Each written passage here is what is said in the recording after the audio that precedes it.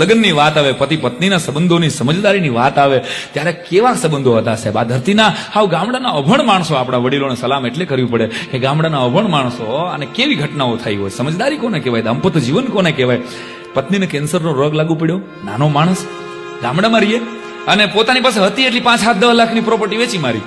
પત્નીને છેલ્લા ફાઇલ જોઈને ડોક્ટરે એમ કીધું કે દોસ્ત ત્રીજો કેમોથેરાપીનો ડોઝ છે, તારી પત્ની સ્વીકારી શકે એમ છે ને, એના શરીરમાં તાકાત છે નહીં, હવે આ જાજુ કાઢશે નહીં, તું આને ગમે એમ કરીને ઘરે લઈ જા અને 2-3 મહિના 6 મહિના કદાચ માંડ જીવે અને સેવા કર, કારણ કે તું આમાં દેવામાં આવી જાય તારી પત્ની પાછા.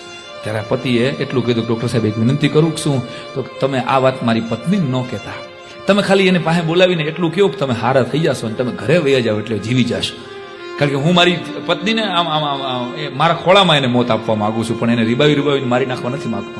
ટૂંકમાં વાત કરું, ડોક્ટર ખોટું બોલ્યા, ઘરે ગયા અને પત્ની પછી તો આ માણસે નક્કી કર્યું કે હવે મજૂરી છોડી દેવી છે. ક્યાંક હું મજૂરીએ ગયો અને મારી પત્નીના છેલ્લા શ્વાસ થઈ જાય તો મને સાલું જિંદગીભર અફસોસ થઈ જાય, એટલે મજૂરી છોડી દે છે, ઘરકામ કરે સાહેબ. આ દેશનો હાવ અભણ પતિ પત્નીની એક આ ઘટના.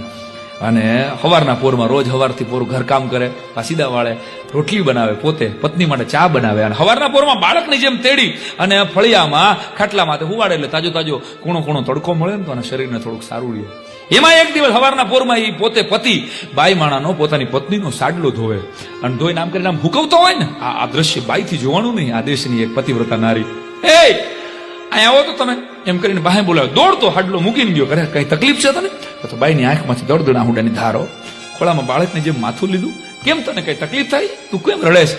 ત્યારે પત્નીએ કીધું મને મારી નાખો, મારું ગળું દબાવી દો, કારણ કે આ સેવા કરવા તો હું આવી હતી તમારા ઘરમાં, આ તમારા ઘરના કામ મારે કરવાના હોય એટલે તમે મને આ ઘરમાં પરણાવીને લઈ આવ્યા હતા અને તમે મારી સેવા કરો, તમે મારા હાડલા હોકવો, તમે મારી રસોઈ કરો, ના મને નરકમાં જગ્યા નહીં મળે, મને મારી નાખો, મારે નથી જીવવું. હું કામ તમારી આટલી સેવા કરો છો, હું કામ તમારે આટલી સેવા કરો છો? આ સવાલનો જવાબ આ દેશના એક અભણ પતિએ સારો જવાબ આપેલો. માથે હાથ મૂકી અને પોતાની આંખના ખૂણા પલાળીને એટલું કીધેલું, ગાંડી તને ખબર નથી કે તારાની મારી હક પણ જયારે નક્કી થયું ને ત્યારે તારો બાપ તો ગામનો મોટો માણસ હતો, ગામનો જમીનદાર હતો અને મારા બાપની તેવડ નહોતી કે તારા ઘરમાં માગુઈ નાખી શકે, પણ મારા બાપની ખાનદાની જોઈને તારા બાપે તારો હાથ મારા હાથમાં આપ્યો હતો.